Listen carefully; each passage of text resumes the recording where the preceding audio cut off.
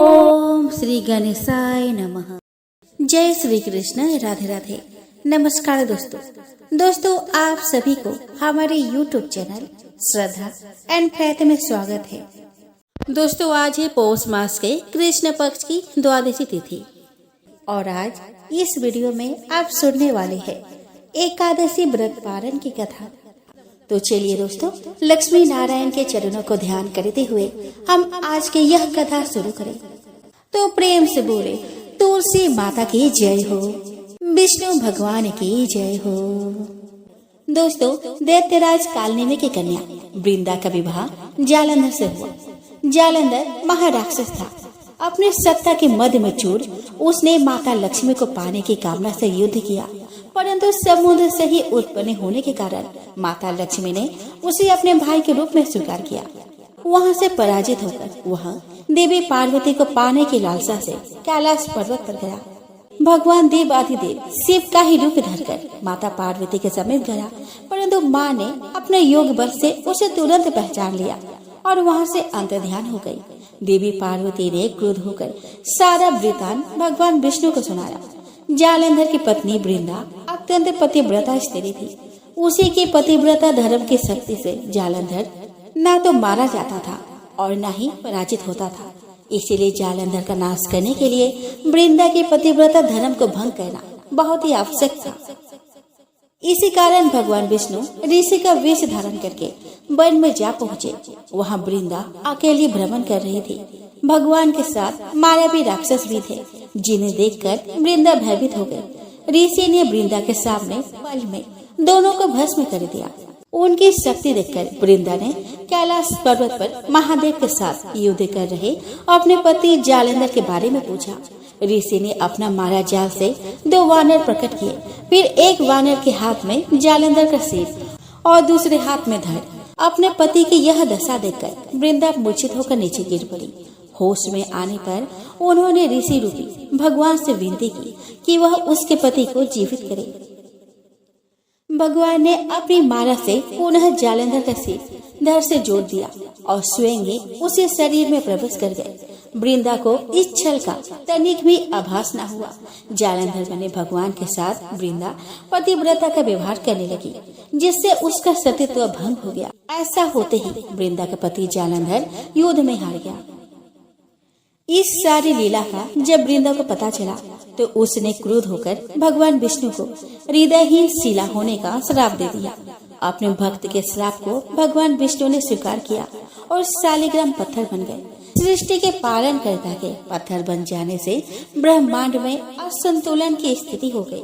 यह देखकर सभी देवी देवताओं ने वृंदा से प्रार्थना की कि वह भगवान विष्णु को श्राप से मुक्त कर दे। वृंदा ने भगवान विष्णु को श्राप मुक्त कर स्वयं आत्मदाह कर लिया। जहाँ वृंदा भस्म हुई वहाँ तुलसी का पौधा उग गया। भगवान विष्णु ने वृंदा से कहा कि हे वृंदा, तुम अपने सतीत्व के कारण मुझे लक्ष्मी से भी अधिक प्रिय हो गई हो। अब तुम तुलसी के रूप में सदा मेरे साथ रहोगे। जो मनुष्य मेरे शालिग्राम रूप के साथ तुलसी का विवाह कराएगा उसे इस लोक और परलोक में विपुल यश प्राप्त होगा। ऐसी मान्यता है कि जिस घर में तुलसी होती है वहाँ यम के दूत भी असमय नहीं जा सकते। मृत्यु के समय जिसके प्राण मंजरी रहे तुलसी और गंगा जल मुख में रखकर निकल जाते हैं, वो पापों से मुक्त होकर वैकुंठ धाम को प्राप्त होते हैं। जो मनुष्य तुलसी व आंवले की छाया में अपने पितरों का श्राद्ध करता है उसके पितर मोक्ष को प्राप्त हो जाते हैं। दोस्तों प्राचीन समय की बात है। राजा नभागा के अम्बरीश नामक एक प्रतापी पुत्र थे। वे बड़े वीर, बुद्धिमान और तपस्वी राजा थे। वे जानते थे कि जिस दिन धन वैभव के लोभ में पड़कर प्राणी घोर नरक में जाते हैं, इसलिए उनका मन सदैव भगवत भक्ति और दीनों की सेवा में लगा रहता था। राज्य अभिषेक के बाद राजा अम्बरीश ने अनेक यज्ञ करके भगवान विष्णु की पूजा उपासना की, जिन्होंने प्रसन्न होकर उनकी रक्षा के लिए अपने सुदर्शन चक्र को नियुक्त कर दिया। एक बार राजा अम्बरीश ने अपने पत्नी के साथ द्वादशी प्रधान एकादशी व्रत करने का निश्चय किया। उन्होंने भगवान विष्णु का पूजन किया और ब्राह्मणों को अन्य धन का भरपूर दान दिया। तभी वहाँ दुर्वासा ऋषि का आगमन हो गया। वे परम तपस्वी, वो अलौकिक शक्तियों से युक्त थे, किंतु क्रोधी स्वभाव के कारण उनकी सेवा शुश्रूषा में विशेष सावधानी अपेक्षित थी। अम्बरीश ने उनका स्वागत किया और उन्हें श्रेष्ठ आसन पर बिठाया। तत्पश्चात दुर्वासा ऋषि की पूजा करके उसने प्रेम पूर्वक भोजन ग्रहण करने का आग्रह किया। दुर्वासा ऋषि ने उनका आग्रह स्वीकार कर लिया, परंतु भोजन से पूर्व नित्य कर्मों से निवृत्त होने के लिए वे यमुना नदी के तट पर चले गए। वे पर ब्रह्म का ध्यान कर यमुना के जल में स्नान करने लगे। इधर द्वादशी केवल कुछ ही क्षण शेष रह गई थी।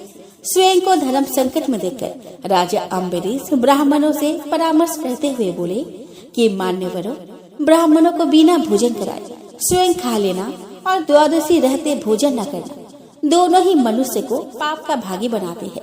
इसीलिए इस समय आप मुझे ऐसा उपाय बताएं जिससे मैं पाप का भागी न बन सकूं।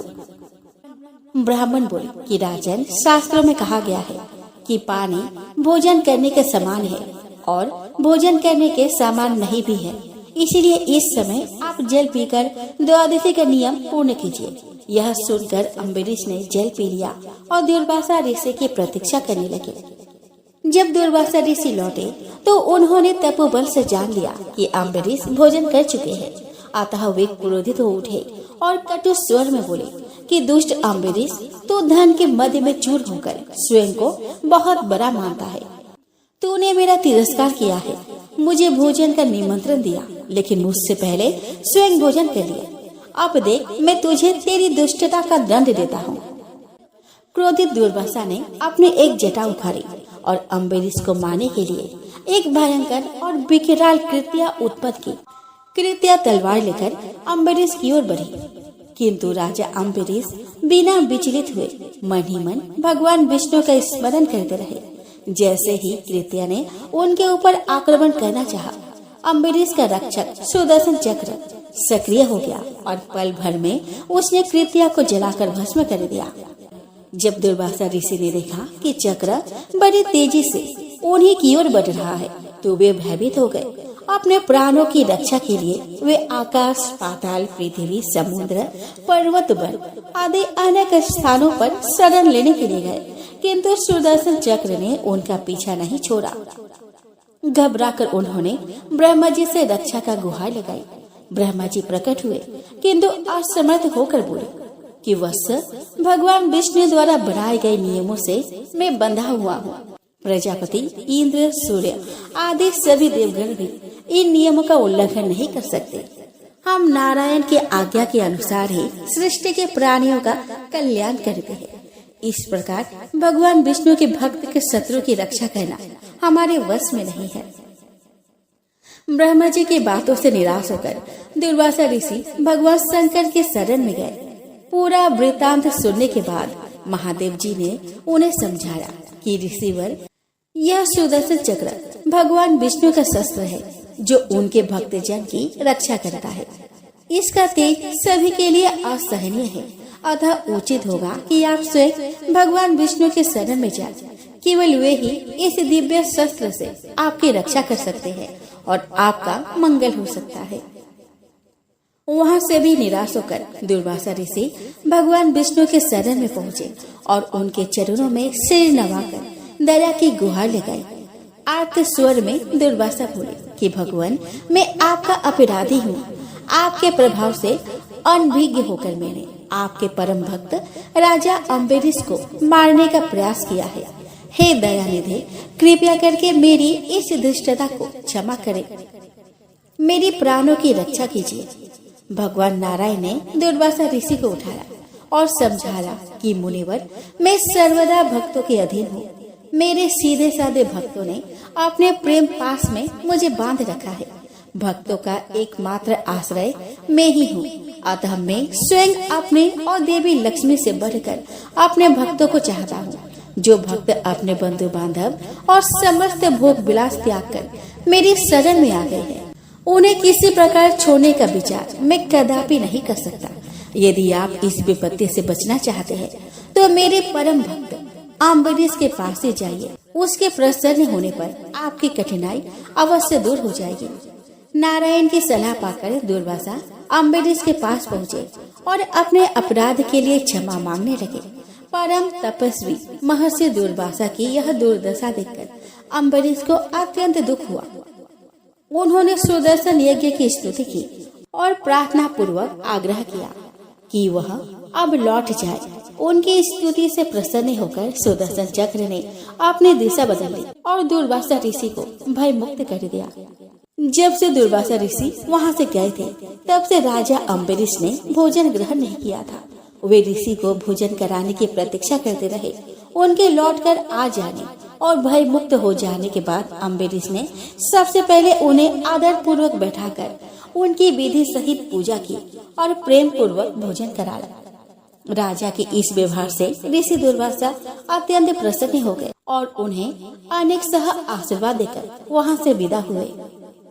दोस्तों, एक गांव था जिसमें एक सेठ अपने परिवार के साथ रहता था। सेठ का गांव और आसपास के शहर में बड़ा व्यापार था। सेठ जी का गणेश जी में बहुत विश्वास था, क्योंकि उनका मानना था कि उसके परिवार की हर खुशहाली के कारण वे ही थे। नियम अनुसार रोज वो नदी पर नहाने जाते और आकर गणेश जी की पूजा करते, उन्हें भोग लगाते और फिर स्वयं भोजन करते थे। यह बात सेठानी जी को अच्छी नहीं लगती थी। वह धार्मिक नहीं थी और ईश्वर में इतना विश्वास नहीं रखती थी। एक बार सेठानी जी ने सोचा कि यह इतना गणेश जी को मानते हैं, गणेश जी की पूजा करते हैं, इससे होता क्या है। आज तो देखती हूँ कि वो कैसे गणेश जी की पूजा करते हैं। अगले दिन जब सेठ जी नदी पर नहाने जाते हैं, तो सेठानी जी गणेश जी की मूर्ति को उठाकर मूर्ति को कपड़े में ढककर बगीचे में जमीन में दबा देती है। जब सेठ जी नदी पर से नहाकर घर आते हैं और देखते हैं कि गणेश जी की मूर्ति तो मंदिर में नहीं है, तब वह सेठानी जी से पूछते हैं कि गणेश जी की मूर्ति मंदिर में नहीं है, कहाँ गई? तो सेठानी जी बोलती है कि मुझे मालूम नहीं। उस दिन मूर्ति को घर में बहुत ढूंढा जाता है, क्योंकि गणेश जी को भोग जो लगाना था। इसके बिना सेठ जी खाना नहीं खाते थे। सेठ जी बहुत उदास हो जाते हैं और गणेश जी से प्रार्थना करते हैं कि हे प्रभु, लगता है आप मुझसे नाराज हो गए हैं और कहीं चले गए हैं। अब जब तक आप वापस नहीं आते, मैं खाना नहीं खाऊंगा। उस दिन पूरा निकल जाता है। सेठ की भक्ति में अनन्य श्रद्धा थी, इसीलिए उसी रात एक चमत्कार हुआ। सेठ को सपना आया जिसमें वे एक छोटे से चूहे के साथ खेल रहे थे और चूहे को खाने के लिए लड्डू देते हैं। चूहा लड्डू लेकर बगीचे में जाता है और जमीन को खोदता है और लड्डू वही डाल देता है। अचानक सेठ जी की नींद खुल जाती है। सेठ जी बगीचे में जाते हैं और वही खोदते हैं जहाँ उसको सपने में दिखा था, और वहीं से उनको कपड़े में लिपटे हुए गणेश जी की मूर्ति दिखती है। सेठ जी गणेश जी की मूर्ति की पूजा करके उनको वापस स्थान पर रखते हैं और सेठानी को सब बात बताते हैं। बात जानकर सेठानी जी को बहुत ही आश्चर्य होता है और अपनी गलती का एहसास होता है। वो सेठ जी को सारी बात बताती है और माफी मांगती है। अब सेठ और सेठानी दोनों गणेश जी की पूजा करते हैं। आइए दोस्तों, अब हम श्रवण करें लप्सी तप्सी की कथा। तो दोस्तों, एक लप्सी था और एक तप्सी था। तप्सी हमेशा भगवान की तपस्या में लीन रहता था। लप्सी रोजाना सवा सेर की लापसी बनाकर भगवान को भोग लगाकर जिम लेता था। एक दिन वे दोनों लड़ने लगे। तप्सी बोला कि मैं रोज भगवान की तपस्या करता हूँ, इसीलिए मैं बड़ा हूँ। लप्सी बोला कि मैं रोज भगवान को सवा सेर लापसी का भोग लगाता हूँ, इसीलिए मैं बड़ा हूँ। नारद जी वहाँ से गुजर रहे थे। दोनों को लड़ता देखकर उनसे पूछा कि तुम क्यों लड़ रहे हो। तप्सी ने खुद को बड़ा होने का कारण बताया और लप्सी ने अपना कारण बताया। नारद जी बोले कि तुम्हारा फैसला मैं कर दूंगा। दूसरे दिन लप्सी और तप्सी नहाकर अपने रोज की भक्ति करने आए, तो नारद जी ने छुपकर 1.25 करोड़ की एक अंगूठी उन दोनों के आगे रख दी। तप्सी की नजर जब अंगूठी पर पड़ी तो उसने चुपचाप अंगूठी उठाकर अपने नीचे दबा ली। लप्सी की नजर अंगूठी पर पड़ी, लेकिन उसने ध्यान नहीं दिया। भगवान को भोग लगाकर लापसी खाने लगा। नारद जी सामने आए, तो दोनों ने पूछा कि कौन बड़ा है। तो नारद जी ने तपस्वी से खड़ा होने को कहा। तो खड़ा हुआ तो उसके नीचे दबी अंगूठी दिखाई पड़ी। नारद जी ने तपस्वी से कहा कि तपस्या करने के बाद भी तुम्हारी चोरी करने की आदत नहीं गई, इसीलिए लपसी बड़ा है और तुम्हें तुम्हारी तपस्या का कोई फल नहीं मिलेगा। तपस्वी शर्मिंदा होकर माफी मांगने लगा। उसके बाद उसने नारद जी से पूछा कि मुझे मेरी तपस्या का फल कैसे मिलेगा। तो नारद जी ने कहा कि यदि कोई गाय और कुत्ते की रोटी नहीं बनाएगा तो फल तुझे मिलेगा। यदि कोई ब्राह्मण को भोजन करवाकर दक्षिणा नहीं देगा तो फल तुझे मिलेगा। यदि कोई साड़ी के साथ ब्लाउज नहीं देगा तो फल तुझे मिलेगा। यदि कोई दिए से दिया जलाएगा तो फल तुझे मिलेगा। यदि कोई सारी कहानी सुने लेकिन तुम्हारी कहानी नहीं सुने तो फल तुझे मिलेगा। तो दोस्तों, उसी दिन से हर व्रत कथा कहानी के साथ लपसी तपसी की कहानी भी सुनी और कही जाती है।